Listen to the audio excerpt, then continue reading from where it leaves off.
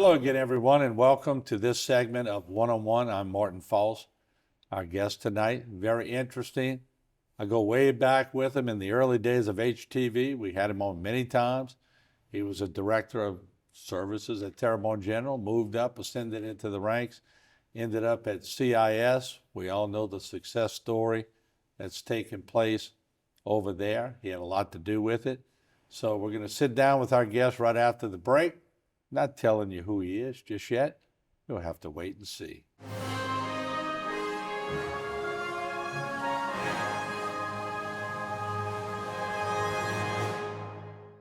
One-on-One is brought to you by the Law Office of Waits and Downer.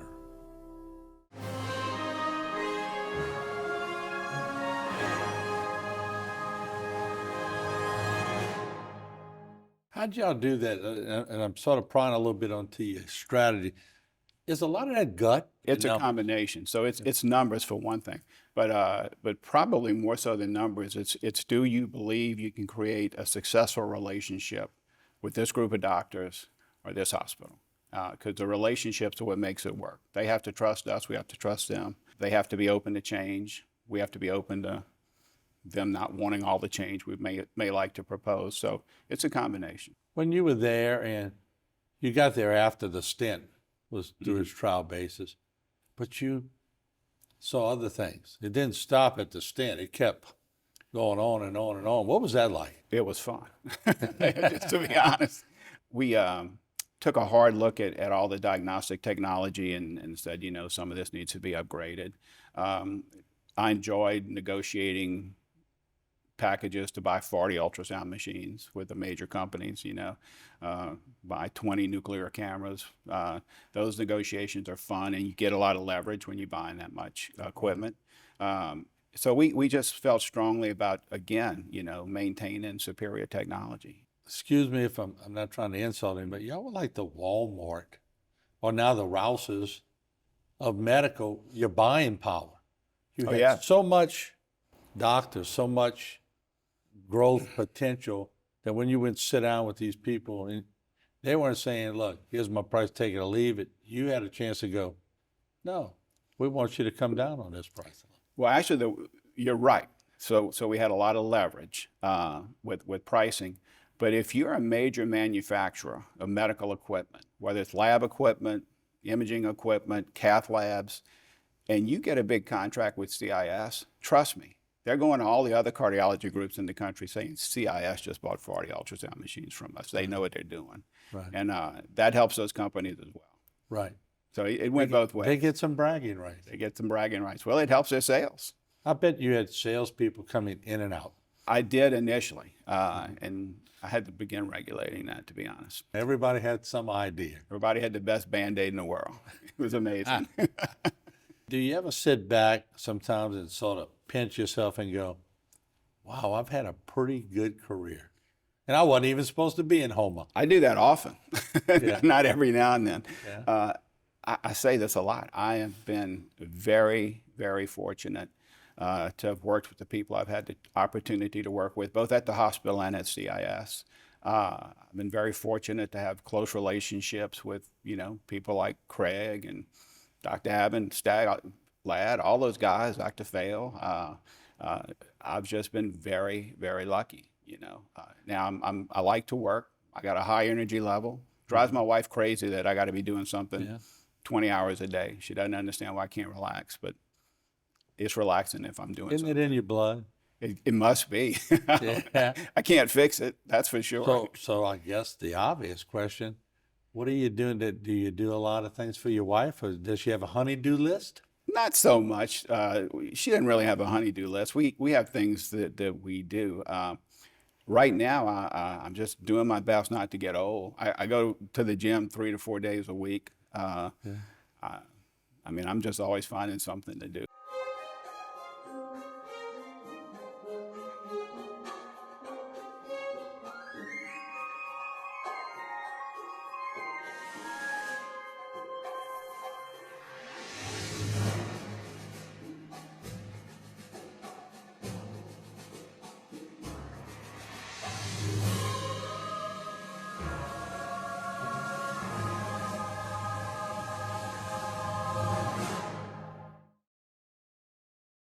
for all of your cases, including those with catastrophic significance. Call Waits and Downer Law Firm.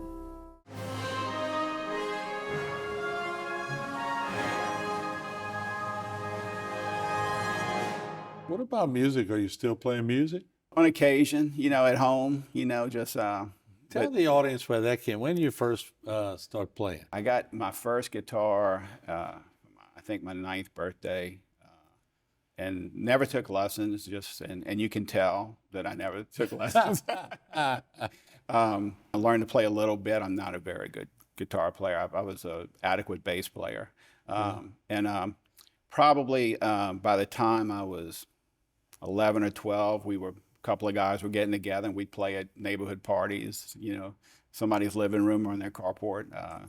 And then that just progressed where you got invited to join a band here and there. And then when I moved to Plaquemine, I met some really interesting musicians. In my case, I just progressed from one band to the next, and sometimes 2 of us would join 3 other guys. By the time I was a sophomore in high school, we were playing very regular. And had some trouble with a couple of bandmates that had some personal issues, and got together with 3 other guys, and we formed the band, the last band I played with, and we did really well, to be honest. In those days, live music was a big deal. All the bars and dance clubs had live Before music. video games, the kids would go out. Yeah, we played, by the time I was a sophomore in college, 3, 4, 5 nights a week sometimes. And it was fun. You're having fun and you're making money. It's hard to complain about that. Well, you're getting paid to set up and break down. Yeah. Well, by that point, we had people that did that for us. Really? Yeah. And some roadies. We had roadies. We had a truck. We just What were some of the names of the bands? The 2 last bands that really had some notoriety in the Baton Rouge, Lafayette market were Rumpelstiltskin, and the last band was called Cobra. Cobra was an accidental name because we swore we weren't going to take any jobs till we were ready. We had a booking agent that called one of the guys and said, "I got this job. I'm going to pay you X amount of dollars." He said, "What's the name of the band?" He said, "We don't have one."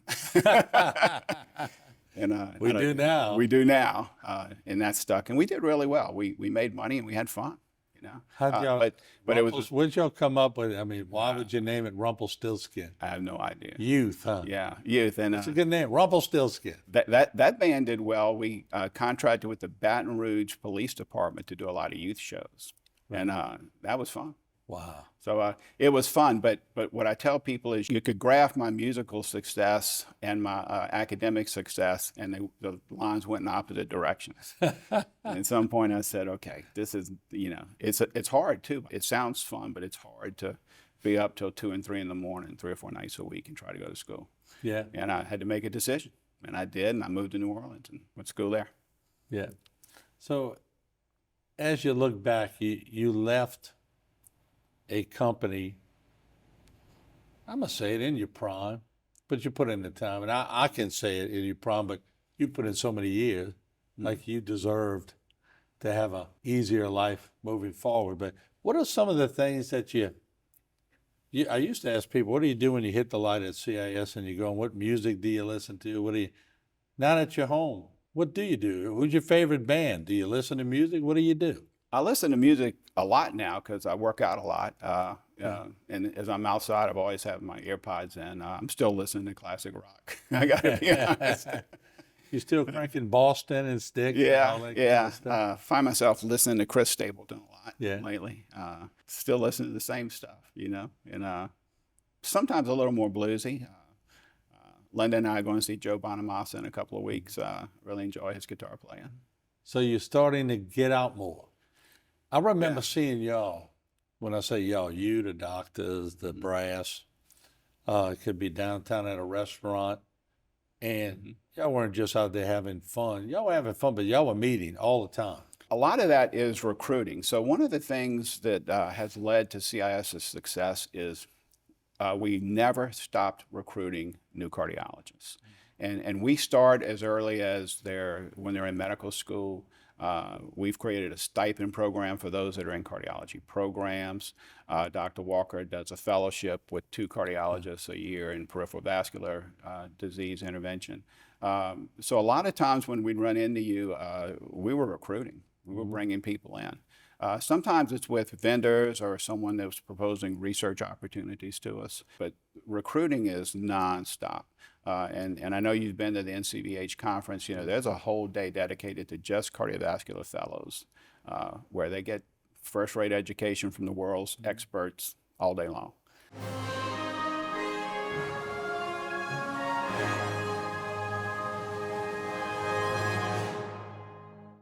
For all of your cases, including those with catastrophic significance, call Waits and Downer Law Firm.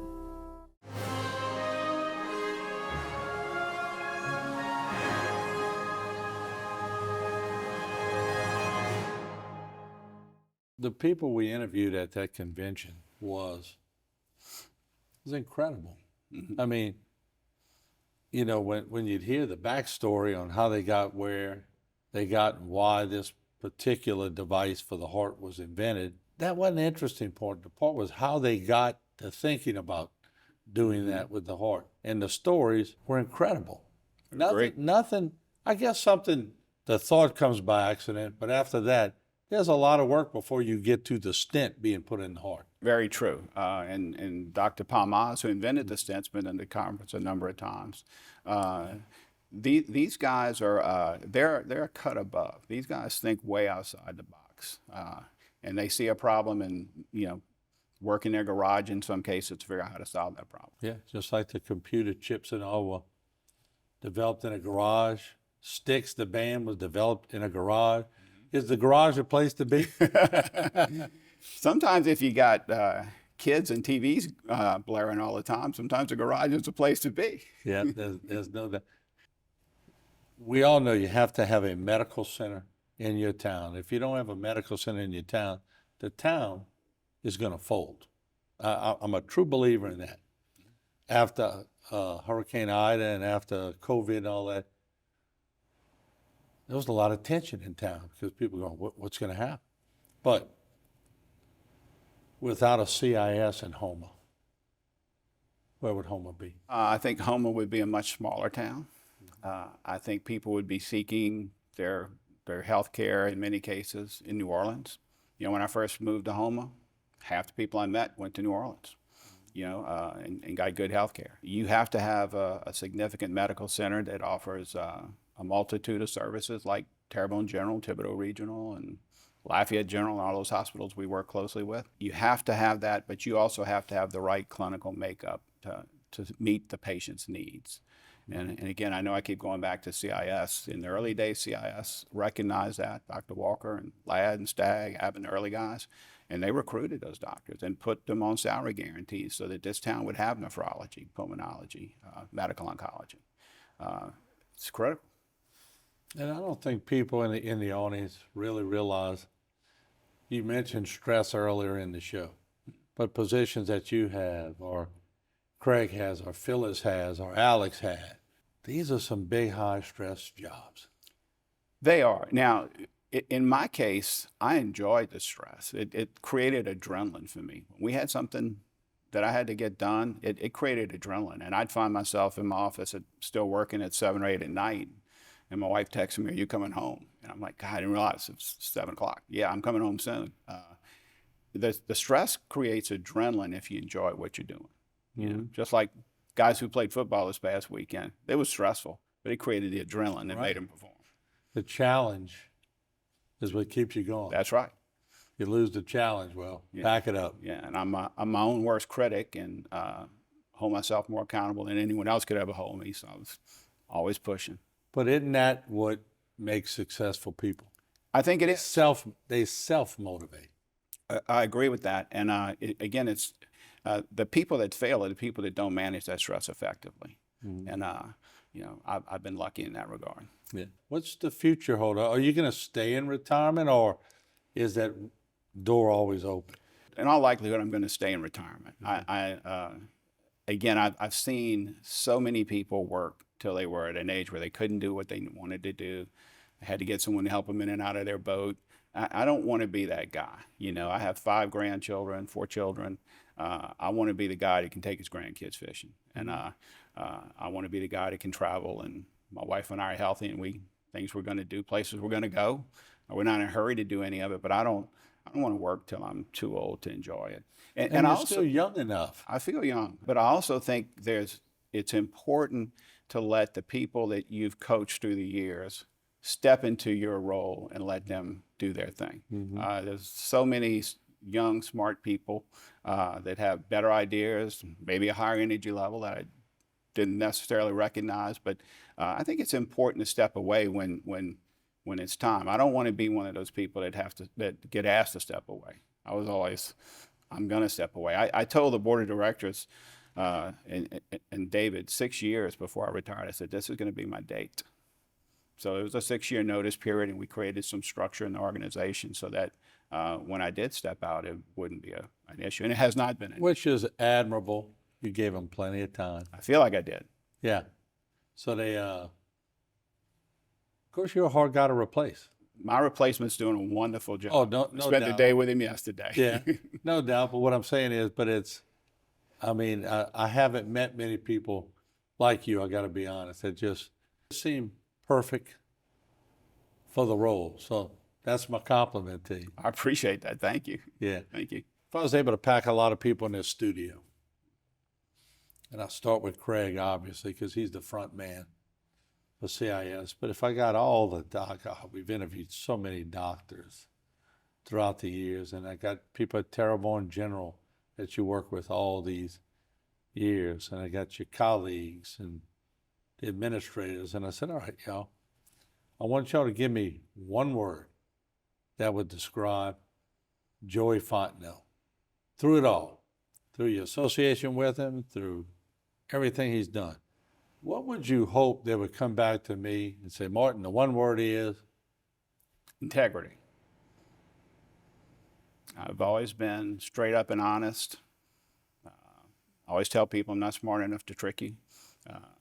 Been straight up and honest, highest degree of integrity. That's what I want to take to my grave. Mm-hmm. Where'd you get that from? I don't know. I've just always been that way. I've always been sort of level-headed, cool, calm, collected, and, you know, maybe from watching Dragnet as a kid. These are the facts, you know. That's a good point. Not from watching Columbo, huh? No. Because he used a lot of trickery, Yeah. you know. Yeah. But Dragnet, yeah, you're right. But Joe, I just want to thank you for what you've done. And Thank you. I guess I've been in a bird seat from the media watching you. And I say a sin. You were there. Terrebonne General did some great things. You just hopped to another institution. Y'all did great things. And y'all have done so much for the community and for the area. And I don't think we thank you enough for your role in that. So thank you. Y'all did I appreciate that. a fantastic job. Thank you. I've enjoyed it all, every minute of it. Now, go catch some fish and go play the guitar and go take care of all your grandchildren. I will. Thank you. All right, thank you, Joe. Appreciate this.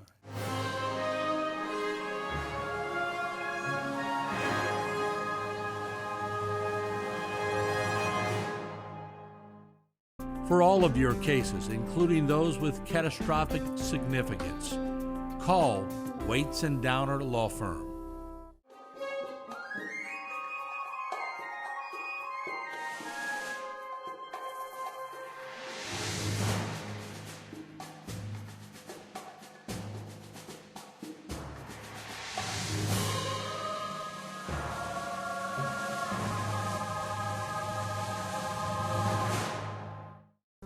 This one-on-one program has been brought to you by the law offices of Waits and Downer.